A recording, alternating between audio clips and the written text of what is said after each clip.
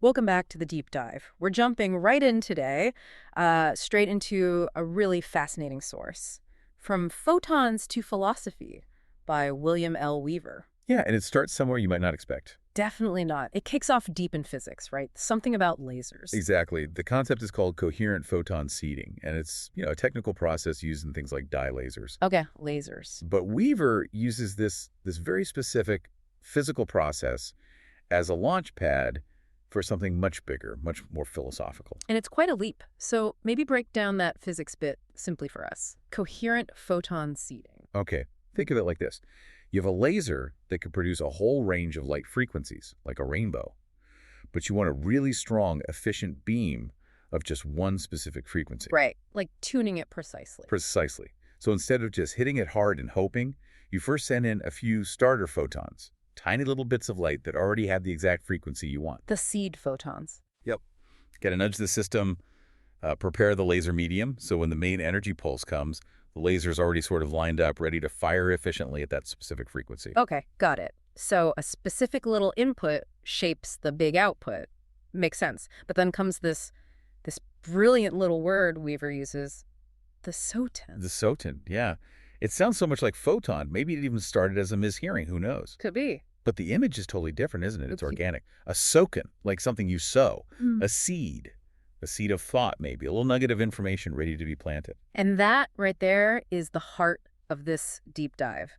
Weaver's main idea is tracking how this concept evolves from that technical physics thing Coherent photon seeding. to coherent sotan seeding as Yeah. a way of thinking about, well, education, learning. Exactly. It's this philosophy of intentionally planting fundamental ideas, these sotons, in fertile ground. And the fertile ground here is, our minds. What's really cool, though, is how this seeding idea doesn't just stop there.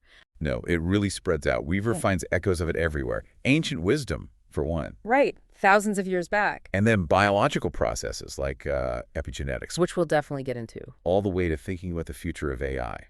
Really speculative stuff. So our mission here is to follow that thread Weaver lays out, see how these connections across time, across different fields, what they tell us about how we actually cultivate understanding and adaptability, and crucially, what the source calls agency. Agency. Yeah. That capacity to understand, choose, and act purposefully. Yeah. How is that nurtured in us? Yeah. And maybe even potentially in systems like AI. It's looking for that underlying pattern. Okay, let's unpack that pattern then. Yeah. Start back at the beginning.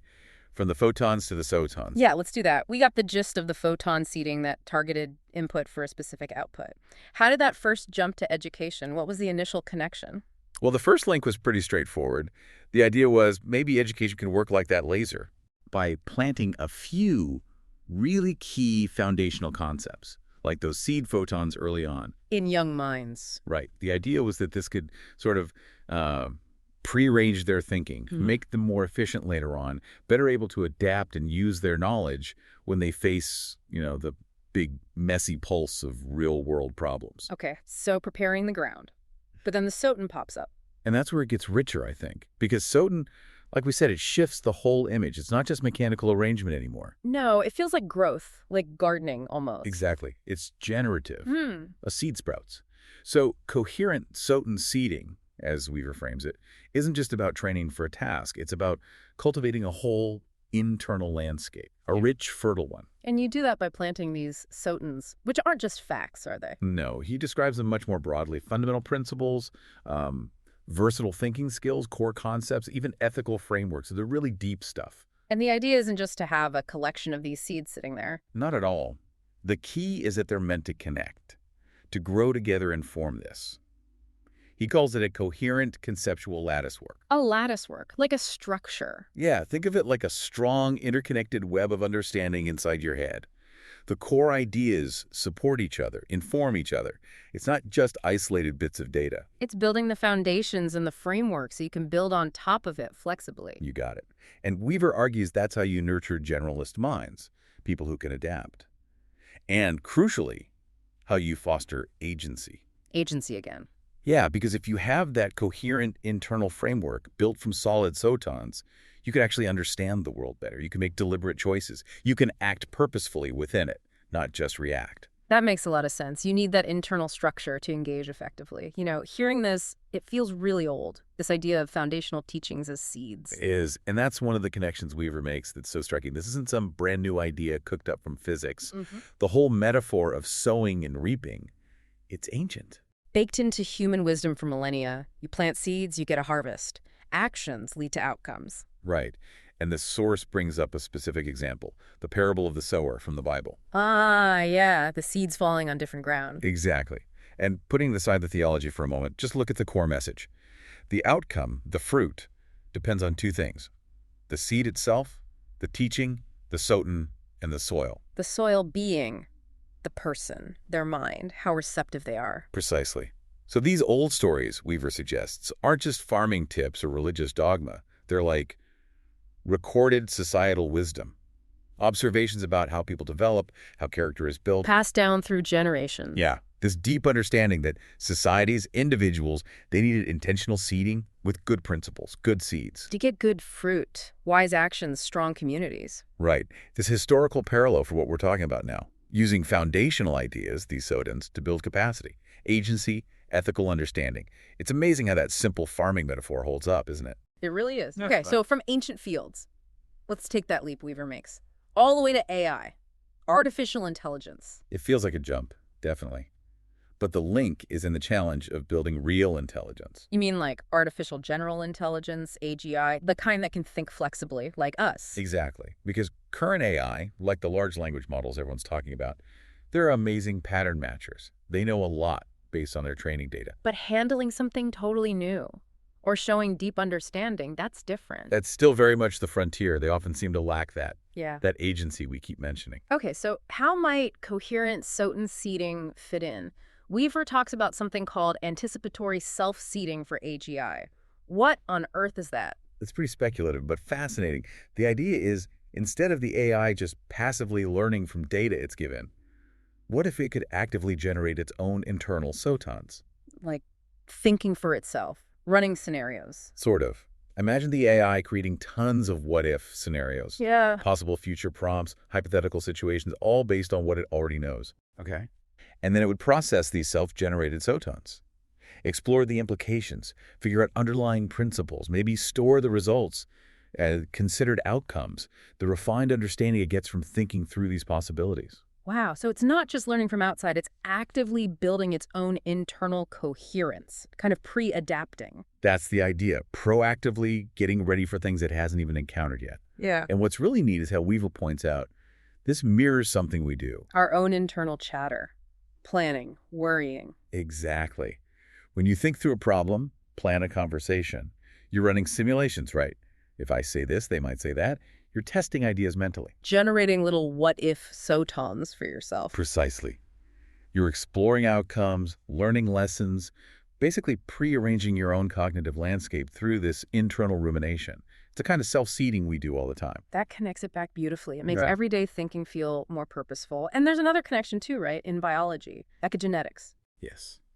Another field where this pattern seems to show up. Epigenetics is, well, it's about how our environment interacts with our genes. Okay, we have our DNA, our genetic blueprint. Right, that's the fundamental potential, like the full spectrum the laser could emit. But epigenetics shows that the environment, things like diet, stress, toxins, even social experiences, They act like sotons on our genes. that's the parallel Weaver draws, yeah. Yeah. These environmental factors send signals, molecular sotons, that interact with our DNA. But they don't change the DNA code itself. That's the key. The DNA sequence stays the same. But these signals change how the genes are expressed, which genes get turned on or off, how strongly, when. So how does that relate back to the laser? Well, the source lays out the parallels clearly. DNA is the stored potential. Environmental signals are the molecular sotons.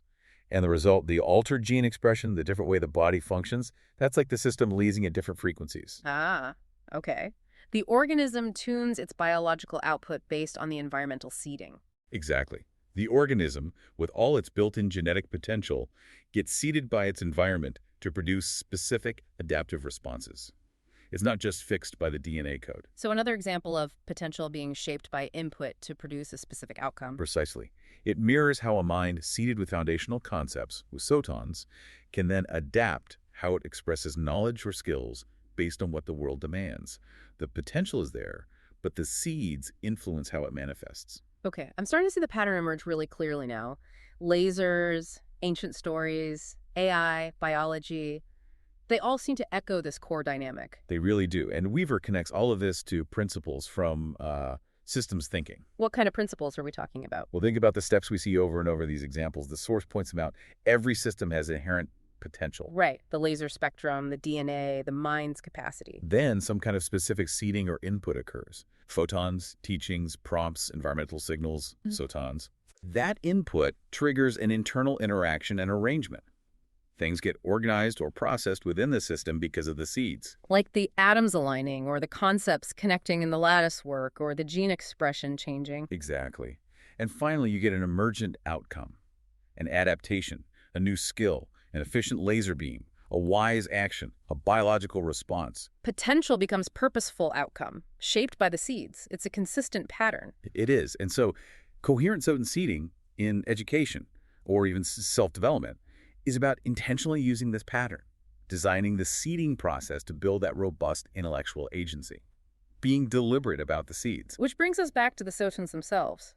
If we want to build agency, adaptability, Yeah. what kind of seeds should we be planting? Weaver suggests focusing on concepts that help you see the big picture, the connections, things like understanding the basics of energy, matter, and information, how they interact everywhere. Foundational science stuff. Foundational science, yes, but also understanding how complexity builds, how simple physical laws lead to life, how life leads to complex social systems, especially systems involving choice and consequence.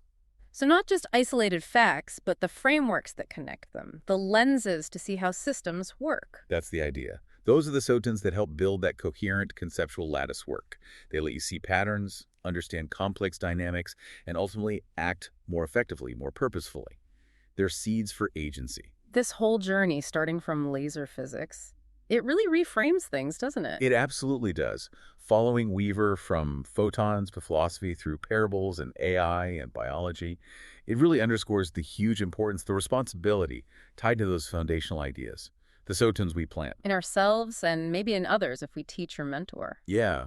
Coherent Photon seeding becomes this really broad way of thinking about growth and adaptation and agency, way beyond just physics or formal education. It feels like it's arguing for a more conscious approach to learning Yeah. and maybe teaching. I think so. A more deliberate approach. Prioritizing the planting of those deep, versatile, ethically sound photons. Cultivating not just job skills, but the underlying mental architecture, the critical thinking, the moral compass, the agency you need for a complex world. Makes you really think about the photons you choose, what you're planting in your own mind. It really does. Because, as Weaver concludes, those seeds we plant today, they determine the harvest tomorrow. The thoughts, the actions, the innovations, even the kind of society we build. Exactly. It all grows from those initial seeds. Wow, that definitely leaves you with something to chew on. How are you cultivating your own internal lattice work? What photons are you choosing to plant for yourself to build that understanding, that agency? It shifts learning from just collecting information to actively, thoughtfully cultivating your mind. And the quality of those seeds, the photons, that makes all the difference. A really powerful way to think about how we grow. Definitely something worth considering further.